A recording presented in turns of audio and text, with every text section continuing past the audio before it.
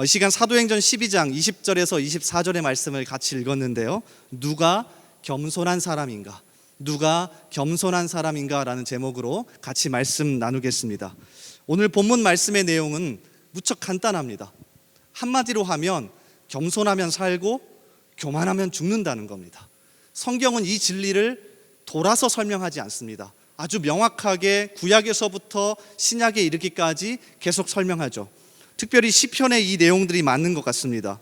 시편 17절에 보니 여호와여 주는 겸손한 자의 소원을 들으셨사오니, 하나님은 겸손한 자의 소원을 들으신답니다.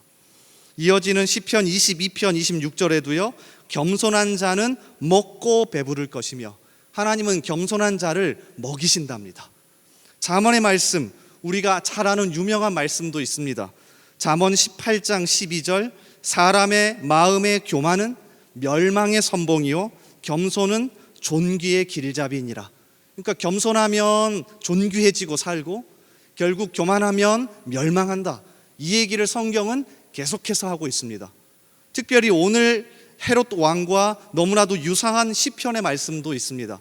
시편 147편 6절인데요 여호와께서 겸손한 자들은 붙드시고 악인들은 땅에 엎드러 뜨시는도다.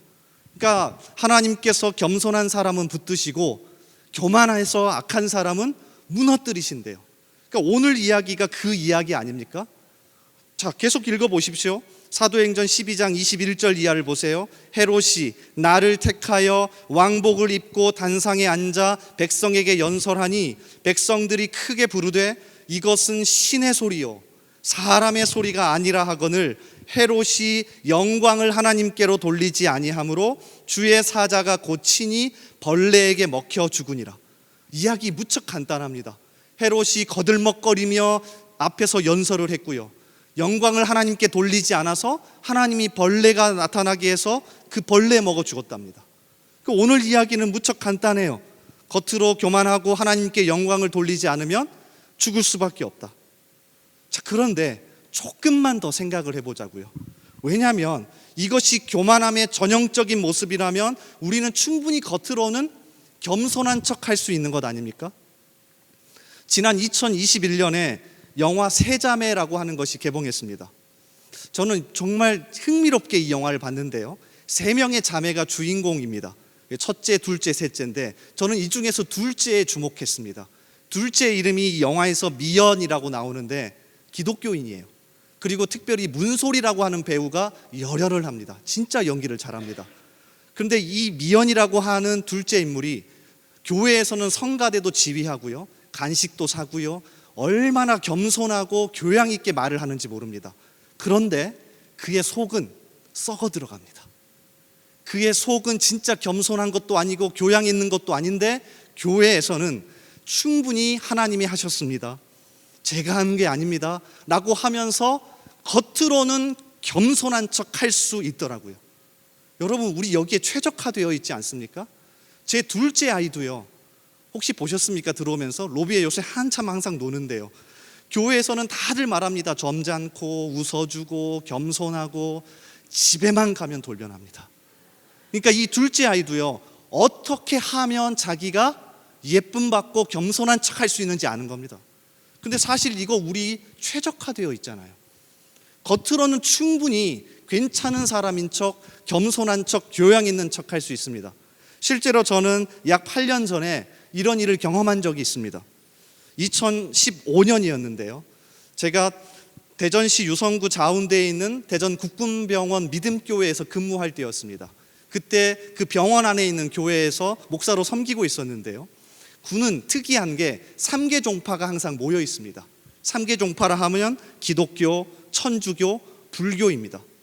그래서 3개 종파가 알게 모르게 서로 경쟁하기도 하고요, 또 어떨 때는 같이 단합하기도 합니다. 근데 하루는 군종병이 저에게 달려오더니 굉장히 웃는 얼굴로 이렇게 말하는 겁니다. 목사님, 병사들 사이에서 소문이 났습니다. 기독교, 불교, 천주교 3개 종파 중에서 교회의 이미지가 제일 좋습니다. 아무도 아멘 안 하시는데요. 그래서 저는 속으로 생각했습니다. 아, 내가 잘해서 그렇구나. 아, 내가 조금 사역을 잘했나 보다. 그런데 제가 이유를 물었습니다. 아니 도대체 왜 교회 이미지가 그렇게 좋은 거야? 이유는 단 하나였는데요. 그 3개 종파의 성직자들이 타고 다니던 차량 때문에 그렇습니다. 군에서는 스님을 법사라고 부릅니다. 그래서 걔들이 목사, 신부, 법사 이렇게 부르는데요. 부대 입구를 지키던 병사들이 이 세 성직자가 드나드는 걸 계속 본 겁니다. 그 차량을 유심히 본 거예요. 그러면서 이렇게 등급을 나눴대요. 첫 번째, 법사의 차량은 흰색 벤츠였습니다. 그래서 무척 교만한 사람. 두 번째, 신부의 차량은 검은색 소나타였습니다. 그래서 평범한 사람. 셋째, 목사인 저는 흰색 모닝이었습니다. 생각해 보십시오. 제 키가 186입니다.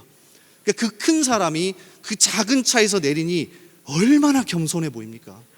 그러니까 병사들 사이에서 소문이 난 겁니다. 신부님은 평범하고 법사님은 흰색 벤츠를 타고 다니니 무척 교만하고 목사님은 모닝을 타고 다니니 겸손한 사람이라고. 이 이야기를 듣는데 무척이나 씁쓸했습니다. 첫 번째 이유는 계속해서 겸손한 목사처럼 보이려면 차를 못 바꾸겠구나. 또 하나 드는 생각은 더 중요한 건데요.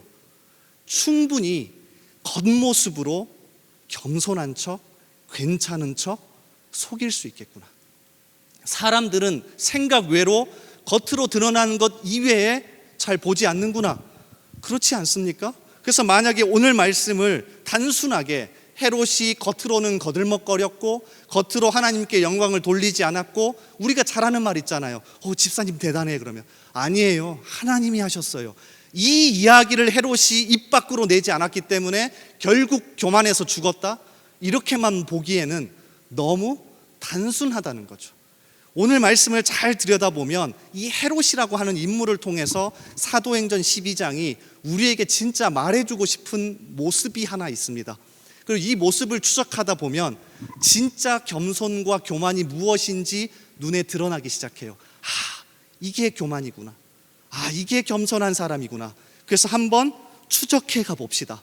그래서요, 성경을 읽어보십시오. 가장 강한 사람은 하나님 앞에 겸손한 사람입니다.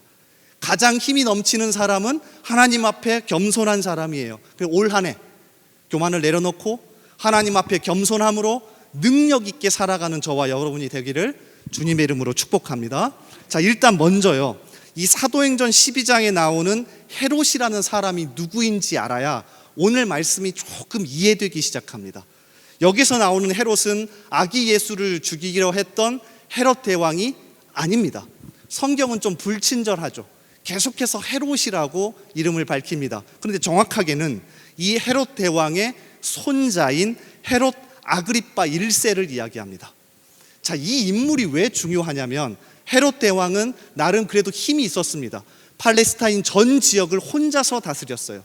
그런데 그가 죽고서 그의 아들들이 이 땅을 나누어서 다스리는데, 이게 우리가 잘 알고 있는 분봉왕입니다.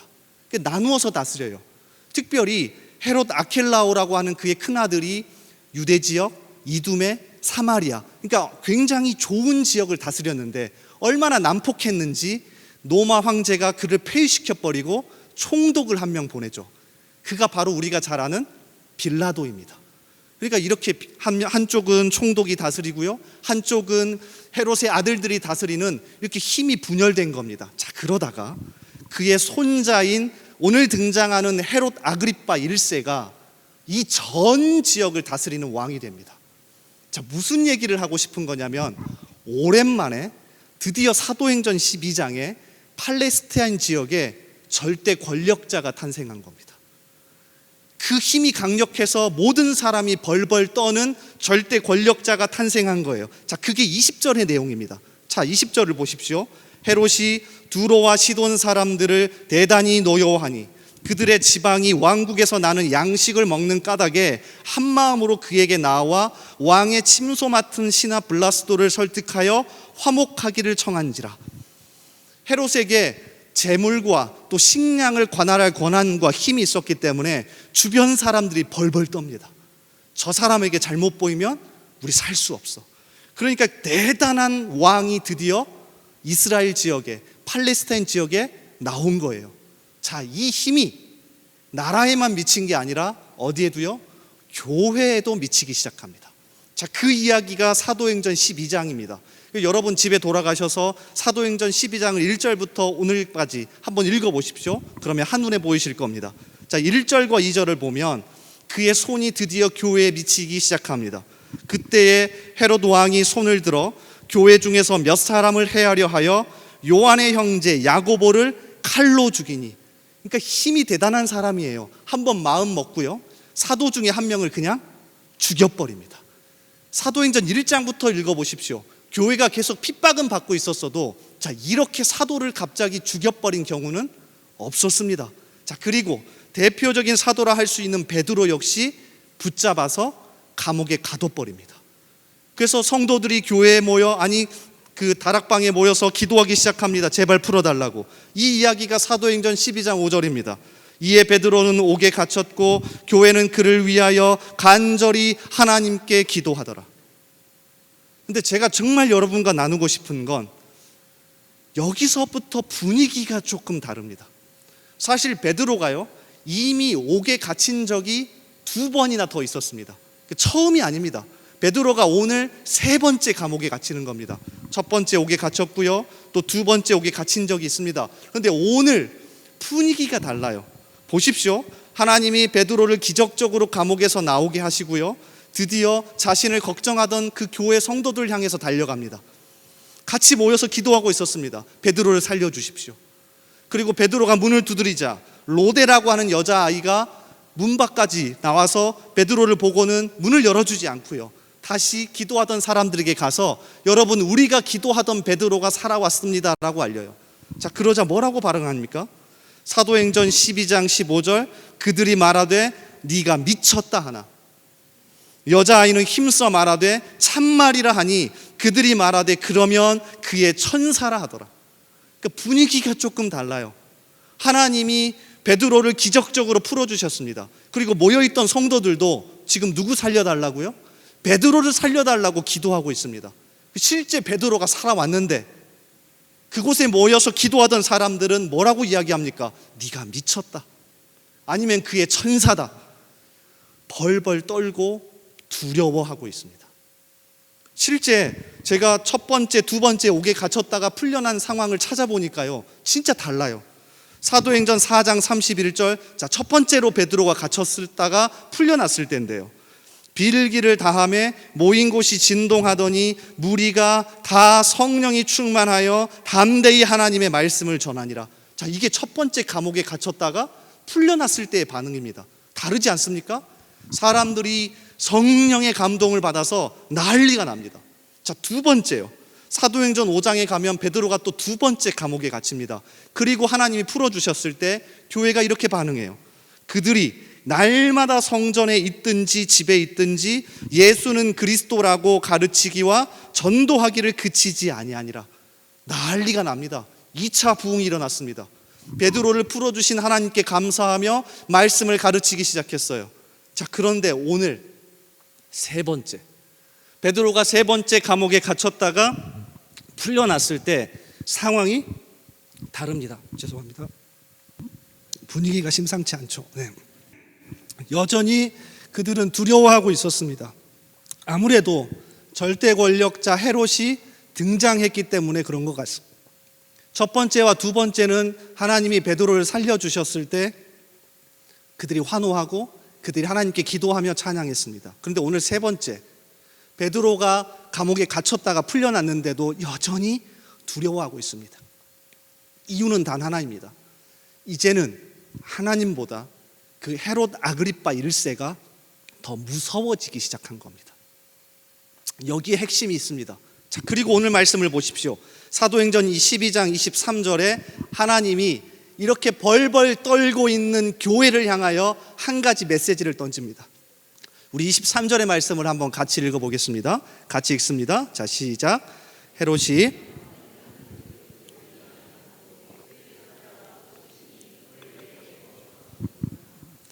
놀랍습니다. 모두가 벌벌 떨고 절대 권력자가 나와서 그의 손이 움직이는 대로 시선을 향하고 있을 때 하나님이 갑자기 나타나셔서 그를 죽여버리십니다. 이게 얼마나 충격적인 사건이었으면요, 당시 1세기 실존했던 유대 역사가 요세푸스가 이 일을 기록해 놓았습니다. 그러니까 본인들이, 그 당시 사람들이 보기에도 너무 흥미롭고 독특하고 확실한 사건이었던 거예요. 자, 그가 이렇게 적었습니다. 심한 통증이 그의 배에서 일어났다. 통증은 너무나 격심해져서 그는 그의 왕궁으로 옮겨졌으며 거기에서 닷새 후에 죽었다. 야, 보십시오. 역사가니까 정확하게 기록해 놓았습니다.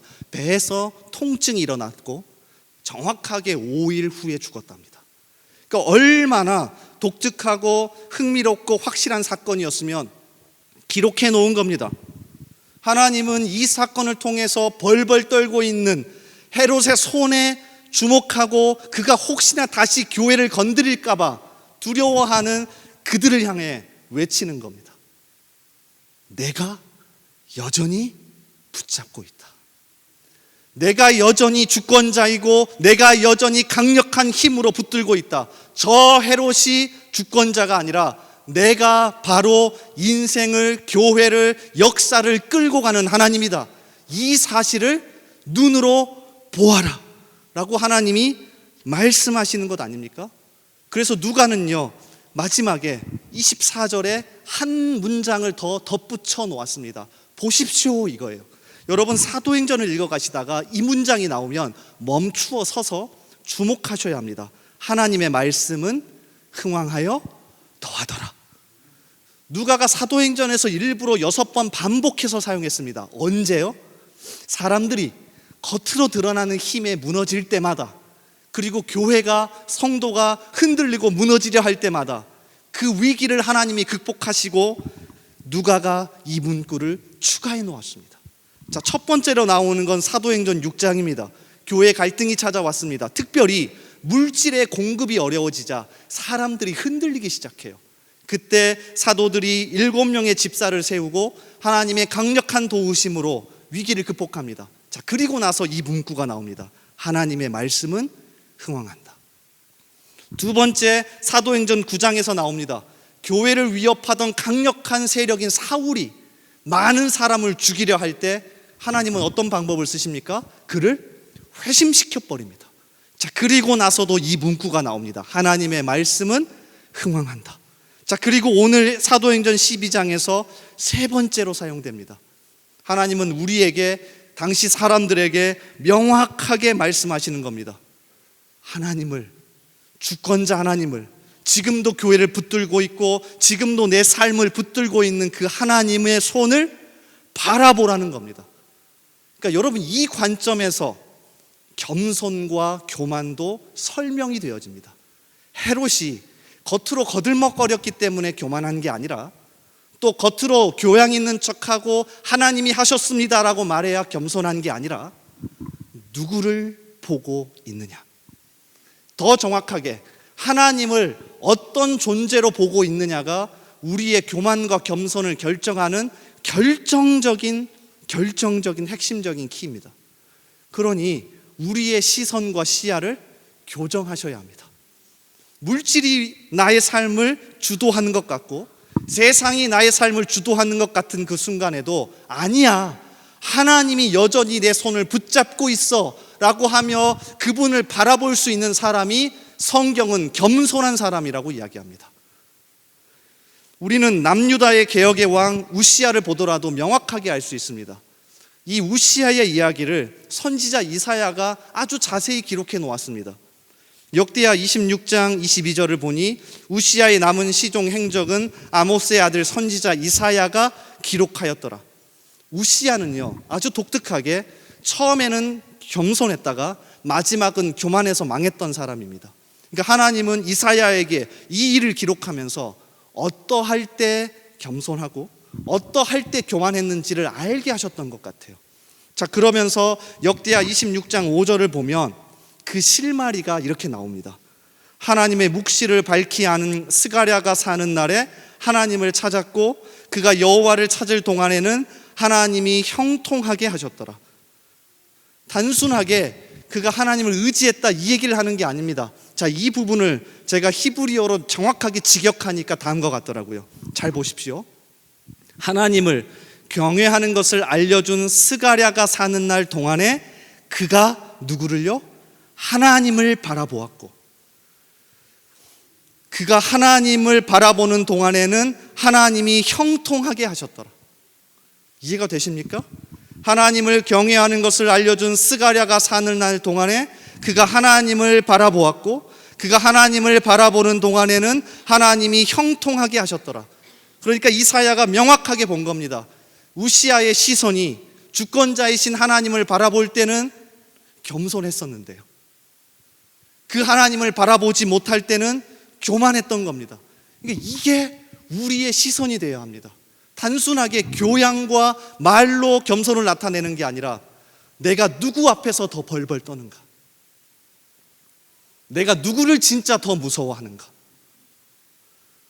제 첫째 아이는요, 겉으로 보기에는 엄마를 훨씬 무서워하는 것처럼 보입니다. 근데 제가 조용히 물었습니다. 근데 진짜 두렵고 떨리고 무서운 존재는 아빠래요. 제가 그랬습니다. 그럼 너는 아빠 앞에서 겸손한 거야. 겉으로는 엄마한테 무서운 척하면서 너는 엄마 앞에서 교만한 거고, 아빠는 겉으로는 아닌 것처럼 해도 속으로는 두렵고 떨리는 마음으로 대하니 겸손한 거야. 우리가 하나님을 이렇게 대하지 않습니까? 그러니까 정말로 한번 생각해 보셔야 합니다. 사무엘상 17장에 나오는 다윗의 이야기도 마찬가지예요. 다윗이 골리앗을 물리치는 이야기입니다. 그가 힘이 세서 골리앗을 물리쳤습니까? 용맹해서요? 용기가 많아서요? 골리앗의 약점을 꿰뚫어 보고는 물맷돌로 정확하게 이마를 맞춰서 이겼습니까? 아닙니다. 명확하게는 그는 골리앗보다 더 크고 두려우신 하나님을 바라보았기에 내려간 것 아닙니까? 여러분, 사무엘상 17장을 읽어보면 큰형 엘리압이 다윗을 향해서 너 교만하다고 외칩니다. 너 교만해. 너가 뭐라고 지금 저 골리앗을 향해 물리치겠다고 나가. 근데 제가 보기에는 가장 겸손한 사람이 다윗입니다. 다윗의 시선은 크신 하나님께 있었죠. 그래서 새로운 교회를 담임하는 한옥 목사님이 다윗에 관한 자신의 책에서 이렇게 기록하더라고요. 이 부분을 읽어드릴 테니 여러분 올 한 해를 살아가면서 한번 잘 생각해 보시기 바랍니다. 40일 동안 골리앗만 바라본 이스라엘 병사들은 골리앗의 그 무서움에 얼어붙었다. 다시 읽어드릴게요. 40일 동안 골리앗만 바라본 이스라엘 병사들은 골리앗의 그 무서움에 얼어붙었다. 그러나 항상 하나님과 동행한 다윗, 하나님만 바라보며 살아오다가 잠깐 골리앗을 바라본 다윗은 골리앗을 전혀 두려워하지 않았다. 그런 다윗을 하나님이 도우신 것이다. 그리고 제가 책을 썼으면 뒤에 한 문장을 더 붙였을 거예요. 이런 사람이 진짜 겸손한 사람이다. 올 한 해 이렇게 살아갈 수 있기를 소원합니다. 겸손한 사람이 하나님 앞에서, 사람들 앞에서 가장 강한 사람이라는데요, 겉으로는 교양 있고 괜찮은 척하면서 속으로는 세상 앞에 벌벌 떠는 사람이 아니라 진짜 하나님 앞에서 하나님만 바라보며 시선을 고정해서, 그래, 하나님이 내 인생의 주권자고 하나님이 나의 모든 것을 좌지우지할 수 있지, 그래서 두렵고 떨리는 마음으로 하나님만 바라보며 살아가는 저와 여러분이 되기를 주님의 이름으로 소원하며 축복합니다. 우리 이 시간 같이 찬양하며 하나님 앞에 기도하며 나아가길 소원하는데요, 우리 아까 전에 제일 처음에 찬양했던 시선이라고 하는 찬양 같이 할 겁니다. 가사가 참 좋아요. 내게로부터 눈을 들어 주를 보기 시작할 때. 가사가 참 좋지 않습니까? 어떤 사람이 겸손한 사람입니까? 세상으로부터 눈을 들어 주를 보기 시작할 때, 나 자신으로부터 눈을 들어 주를 보기 시작할 때 정말로 우리의 시선이 어디에 있는지를 확인하십시오. 그래서 하나님 앞에 항상 겸손하게 살아갈 수 있기를 바랍니다. 우리 찬양 같이 하면서 우리 기도의 자리로 나아갑니다.